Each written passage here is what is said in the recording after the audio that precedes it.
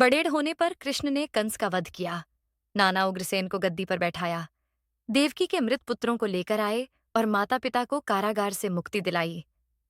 कन्हैया के मित्र तो गोकुल के सभी बालक थे, लेकिन सुदामा उनके कृपा पात्र रहे। अकिंचन सुदामा को वैभवशाली बनाने में दामोदर ने कोई कसर बाकी नहीं रखी। श्री कृष्ण के जीवन में राधा प्रेम की मूर्ति बनकर आईं। जिस प्रेम को कोई नाप नहीं सका, उसकी आधारशिला राधा ने ही रखी थी। कृष्ण किशोर वय के हो गए तो महाभारत युद्ध की छाया पड़ने लगी थी। महाभारत में मुख्य आख्यान पांडवों का है, जिसमें हर पल कृष्ण उनके साथ हैं।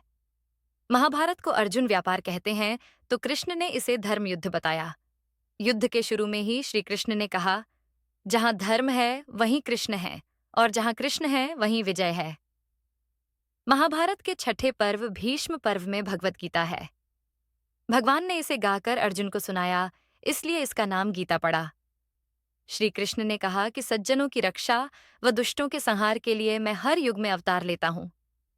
इसीलिए महाभारत को धर्म युद्ध कहा जाता है। द्रौपदी को युधिष्ठिर जुए में हार गए। भरी सभा में दुर्योधन और दुशासन जब द्रौपदी का चीरहरण करने लगे, तो जनार्दन ने रक्षा की। सुभद्रा का विवाह उसके मन के विरुद्ध होने के समाचार पर उसका अपहरण किया और अर्जुन से शादी कराई। जरासंध से युद्ध कर श्री कृष्ण ने 16,000 कन्याओं को उसके चंगुल से छुड़ाया। महाभारत युद्ध के मैदान में मोहग्रस्त अर्जुन को गीता का उपदेश दिया। उपदेश देने के लिए शांत जगह चाहिए, लेकिन कृष्ण ने वहां ज्ञान दिया, जहां 18 अक्षौहिणी सेना के कोलाहल से किसी को कुछ सुनाई नहीं पड़ रहा था। अपने विराट रूप का दर्शन कराकर अर्जुन का मोह भंग किया। आत्मा के अजर अमर होने की बात बताई। जैसे उद्धव में ज्ञान था, लेकिन भक्ति नहीं, उसी प्रकार अर्जुन में भक्ति तो थी, लेकिन ज्ञान नहीं। गीता में उपदेश देकर उन्होंने अर्जुन से कहा कि मारे जाओगे तो स्वर्ग मिलेगा और जीत जाओगे तो पृथ्वी।